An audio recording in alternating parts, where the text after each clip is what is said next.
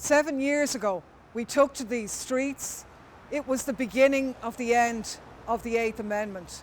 The first time that Irish citizens proactively came out and demanded a recognition of Ireland's abortion reality and an end to the hypocrisy of exporting women's health. Sadly, later that year, Savita Halappanavar died, and the campaign to repeal the Eighth Amendment gathered serious momentum. Now, we're at the end of the beginning of this campaign.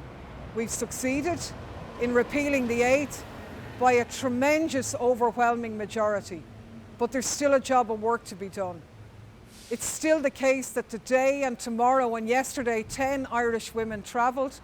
Other women took medication in their bedrooms alone and with the danger of criminal sanction.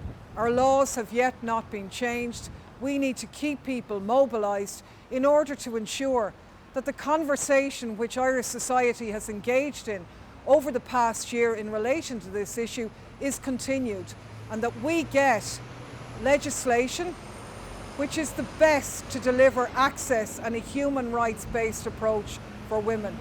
For too long, our medical profession have had to operate against the backdrop of the chilling factor of criminalisation and criminal sanction. We want an open policy that learns the lessons of other jurisdictions that allows women make these decisions safely and access the service easily, free and safely in their own locality and community. International experience tells us the best way to do this is for activists to keep engaged. So we want to see you Saturday. We want to see you in the huge numbers to celebrate how far we've come, but also to commit to going and seeing this through to get the best international human rights proofed abortion legislation that women in every part of Ireland can access in the coming months.